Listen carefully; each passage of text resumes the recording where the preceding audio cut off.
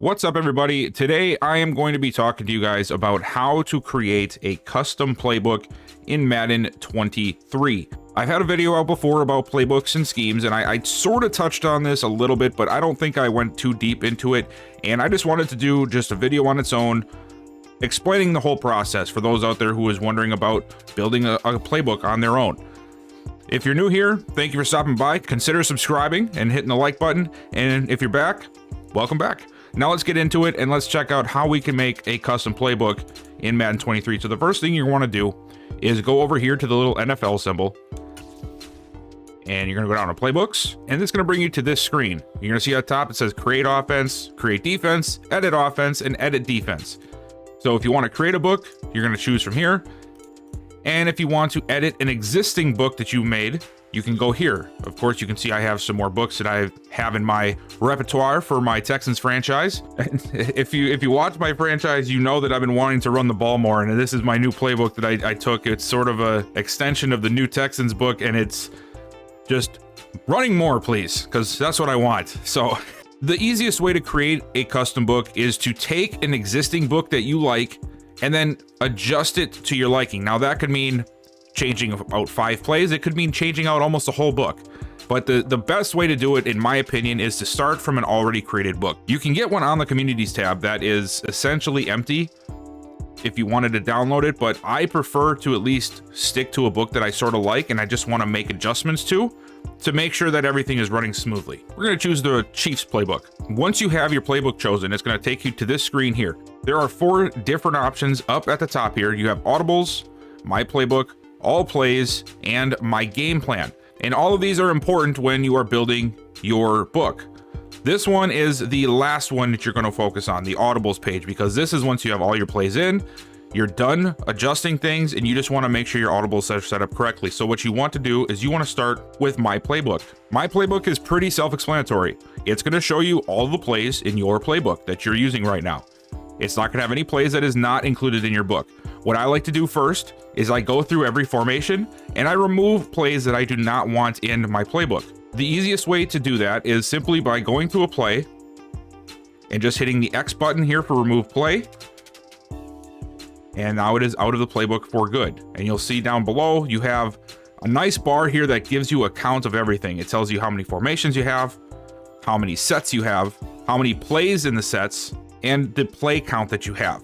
One of the things that I like to do, and this is for the CPU play that I do, is I like to remove pitch plays, screen plays, and draw plays. Those are the 3 plays that I always remove out of every playbook, no matter what.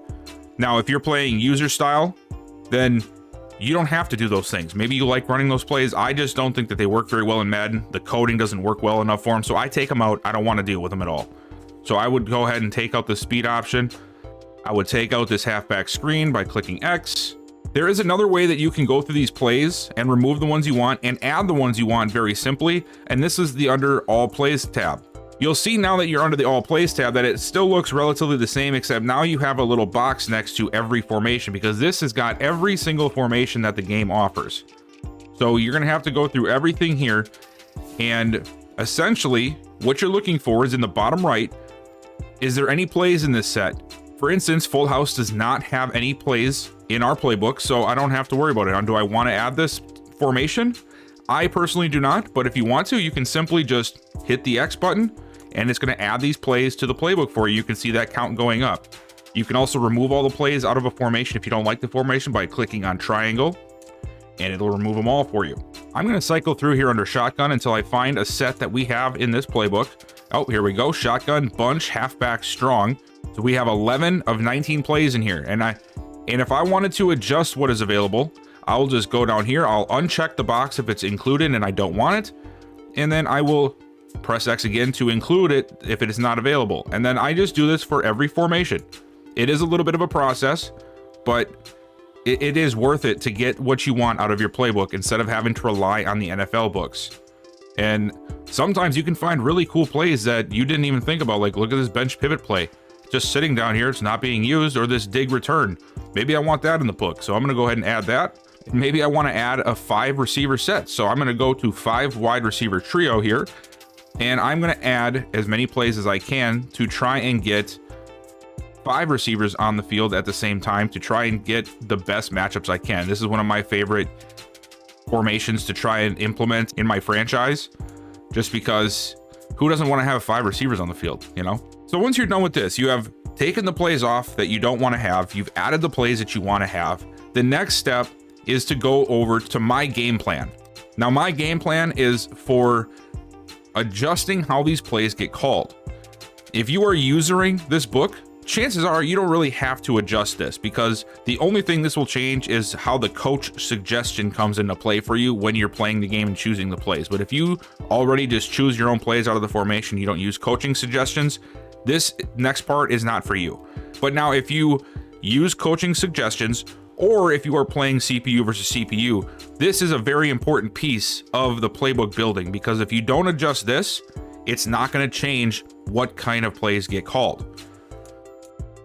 My rule of thumb is that I try to follow what is already implemented here for my plays that I'm going to include. For instance, the quick pitch and tight end angle and all of these plays have 4-star ratings. So when I add plays to this, I am going to give them a 4-star rating at the end.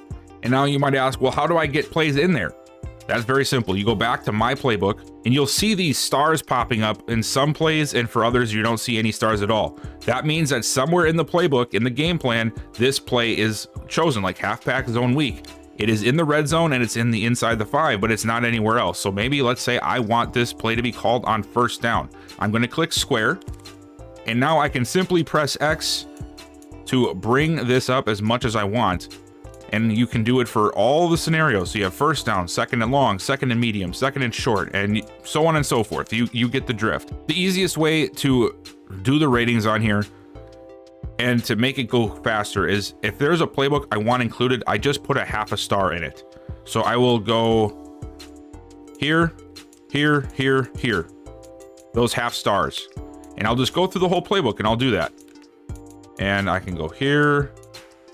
All right, we're gonna add this in there, and we're gonna add this one in there. Okay, so now I added those plays with the stars. And this is not the way I would set this playbook up. I'm just randomly pressing buttons to show you guys how to do this yourselves. Once I have done this and I have added all the plays to my game plan that I want to, I'm gonna go over to my game plan once again. And remember before, there was 4 stars here for all teams. You're gonna see the ones that you added down here with a 1/2 star. And what I do is I follow this to a T. So the 4 stars, if that is what everybody has, I'm going to add 4 stars.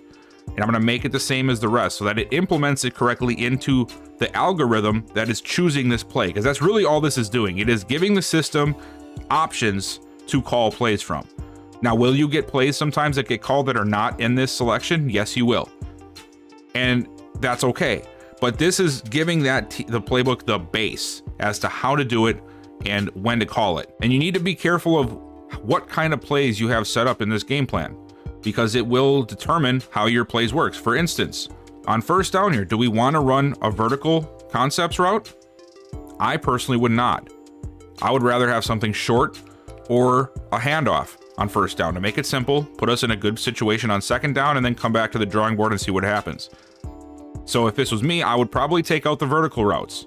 And the way to remove it in this area is by pressing square. So if I press square, it says add play, remove play. I'm just going to go down to remove play. And now that play is gone from the first down calling.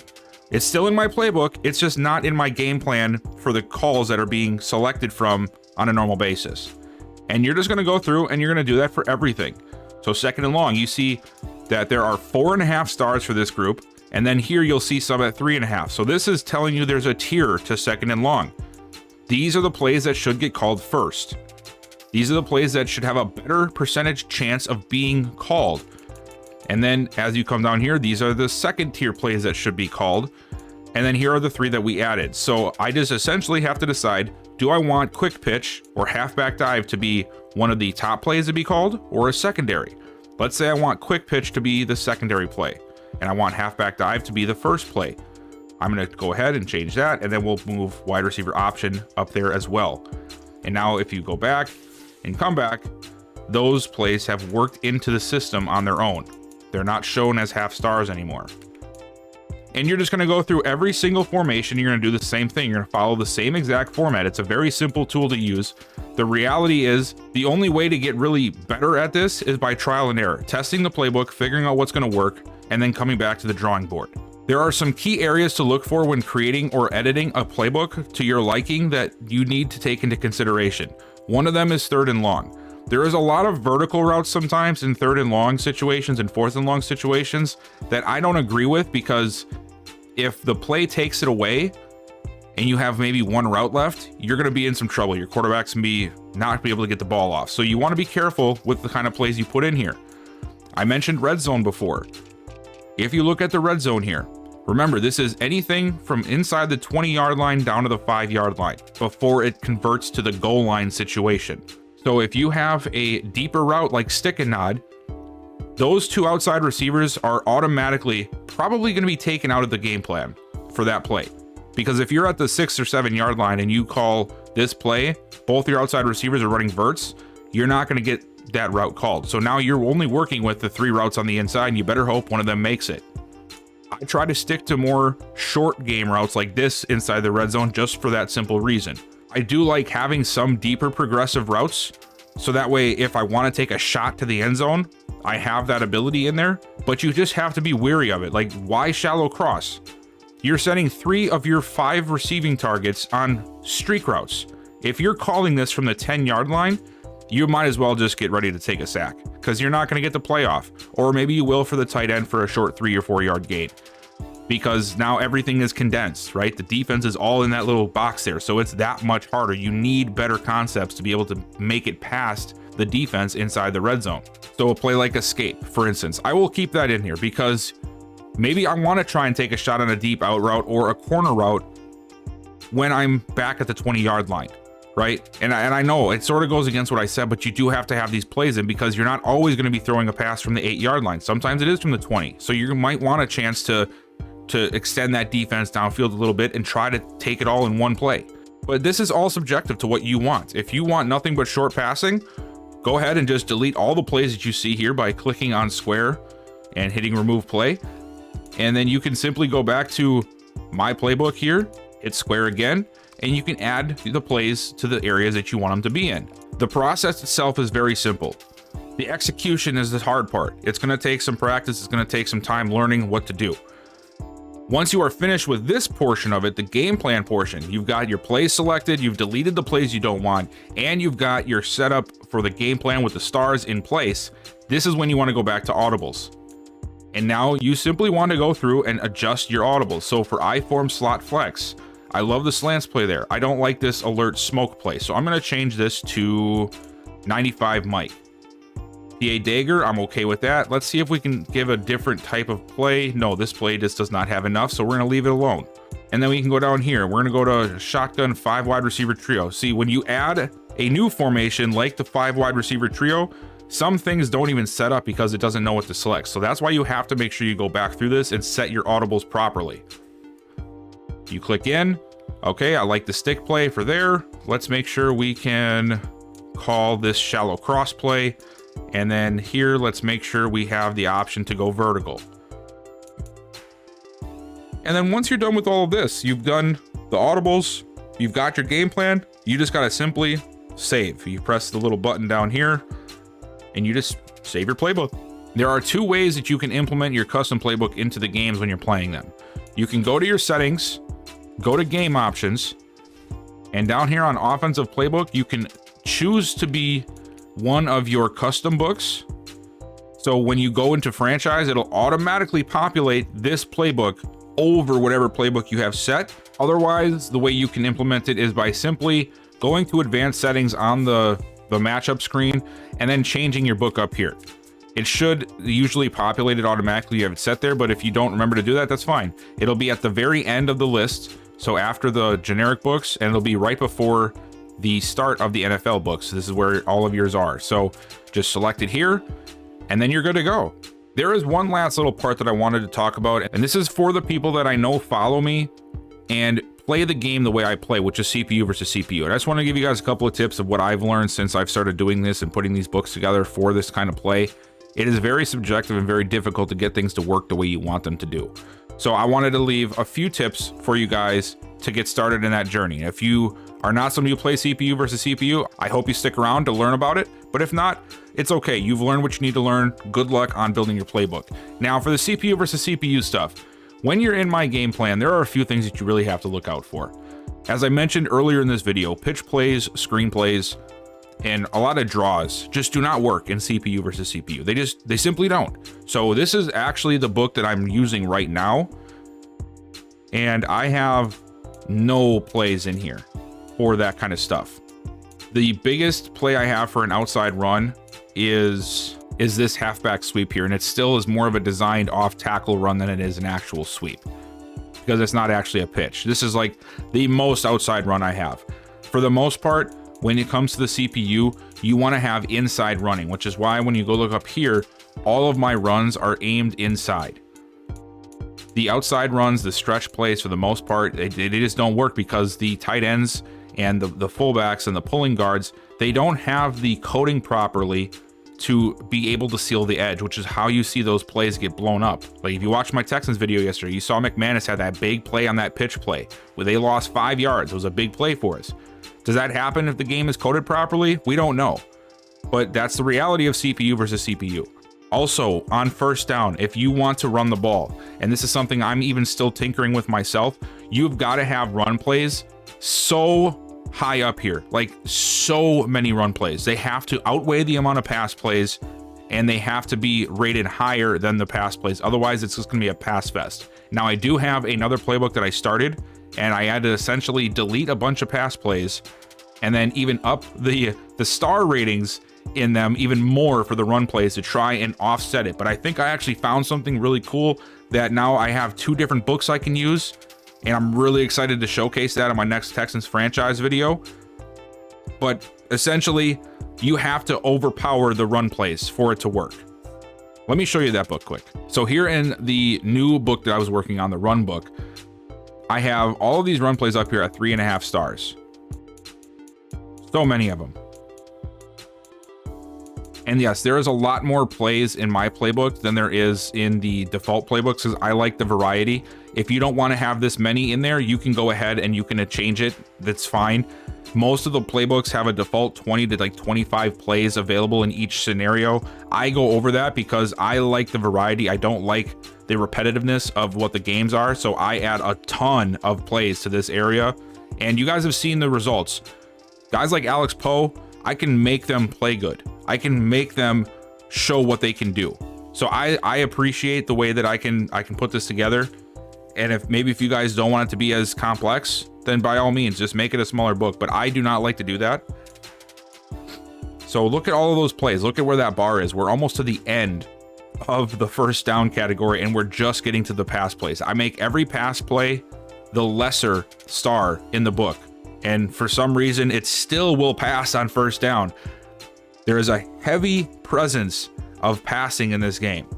It like automatically chooses it by default. But if you set it up similar to the way I do, where it's heavily outweighed by the runs, and there is a lot more runs than passing, you too can have a solid running game on first down.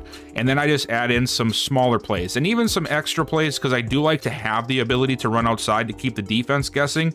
That's why I have a play like the stretch down here, but it is not as one of the 3.5 stars because I don't want it called very often. But you'll see a lot of the route concepts are shorter in nature. I don't want us to try and take the top off here on first down.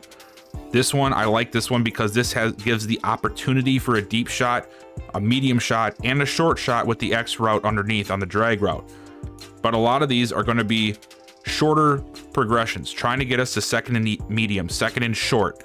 Second and long, I barely have any running plays in here.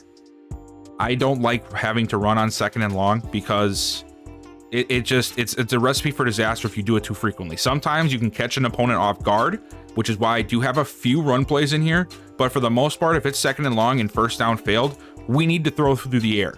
It's still, for the most part, more of a short to intermediate type of progression. Some shots, but for the most part, it's all underneath stuff that is easily completed, so we can move on to third down and not be in a situation like 3rd and 15. Second and medium, I like to have a balance. Not just passing, not just running. A balance. But now that you're in second and medium, you can put in some more plays like wide receiver comebacks, for instance, where there is a shot for a bigger play downfield.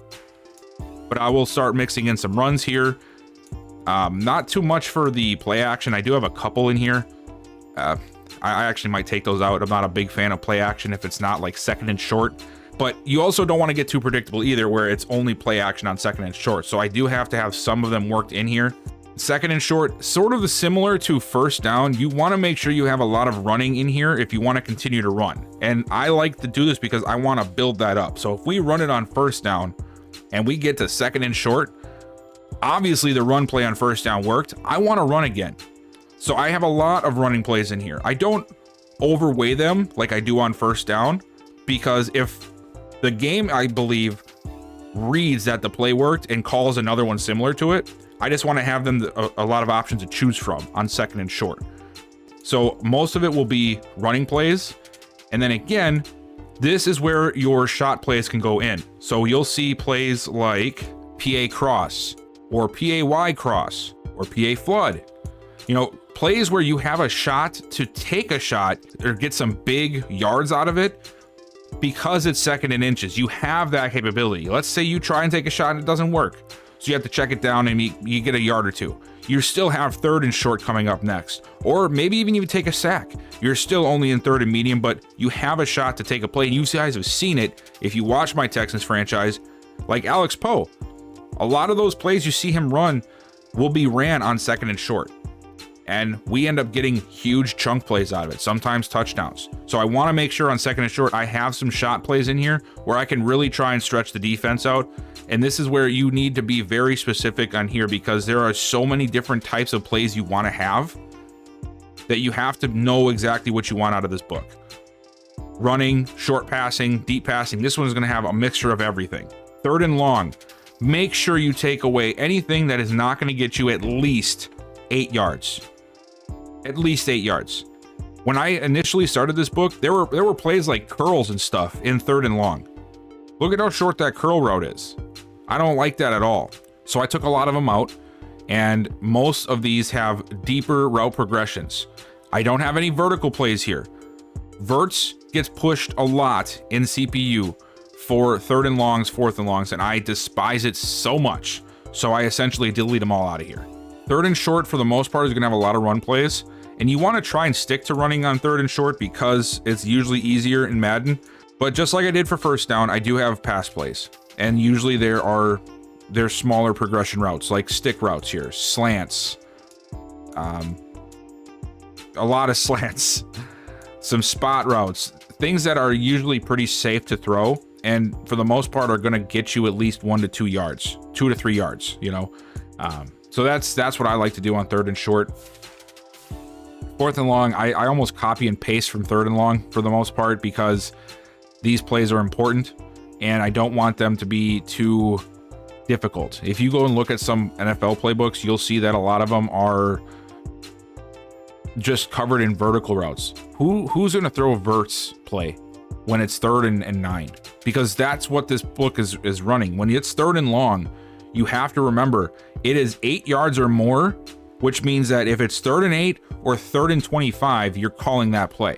You don't want to be in 4 verts if it's third and 8. You want some routes that can come back to the quarterback. You want multiple routes you can try and throw to. You don't want verts to be involved in this at all.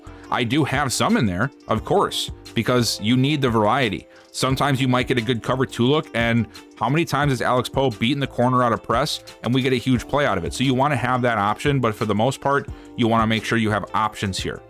You know, like for this route, the slot out, you have a fly route in the middle, you have a short out route, you have a deep dig, and you have a comeback on the other side.